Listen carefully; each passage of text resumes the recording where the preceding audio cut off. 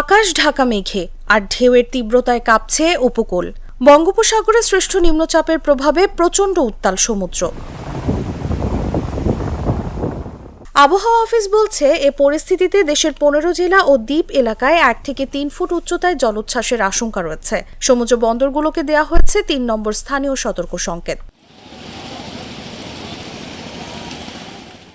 শনিবার আবহাওয়া অধিদপ্তরের আবহাওয়াবিদ মোহাম্মদ শাহিনুল ইসলামের সই করা বিশেষ বিজ্ঞপ্তিতে এই তথ্য জানানো হয়। এতে বলা হয়, পশ্চিমবঙ্গ তৎসংলগ্ন উত্তর পশ্চিম বঙ্গোপসাগর এবং বাংলাদেশের উপকূলীয় এলাকায় অবস্থানরত নিম্নচাপটি পশ্চিম উত্তর পশ্চিম দিকে অগ্রসর হয়ে গত মধ্যরাতে পশ্চিমবঙ্গ ও তৎসংলগ্ন ঝাড়খণ্ডে অবস্থান করছে।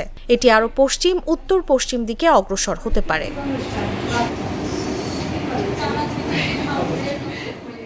এর প্রভাবে উত্তর বঙ্গোপসাগরে বায়ুচাপের তারতম্যের আধিক্য বিরাজ করছে। উত্তর বঙ্গোপসাগর, বাংলাদেশের উপকূলীয় এলাকা ও সমুদ্র বন্দরের উপর দিয়ে ঝোড়ো হাওয়ার সম্ভাবনা রয়েছে।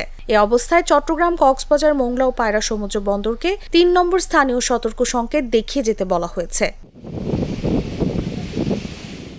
অমাবস্যা ও নিম্নচাপের কারণে উপকূলীয় জেলা সাতক্ষীরা, খুলনা, বাগেরহাট, ঝালকাঠি, পিরোজপুর, বরিশাল, বরগুনা, পটুয়াখালী, ভোলা, চাঁদপুর, লক্ষ্মীপুর, নোয়াখালী, ফেনী, চট্টগ্রাম, কক্সবাজার এবং তাদের অদূরবর্তী দ্বীপ ও চরে 1 থেকে 3 ফুট অধিক উচ্চতার বায়ুতাড়িত জলোচ্ছ্বাসে প্লাবিত হতে পারে।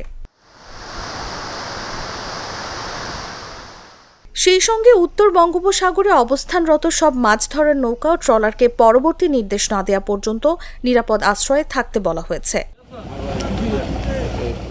তসলিমা তিথি, জাগো নিউজ।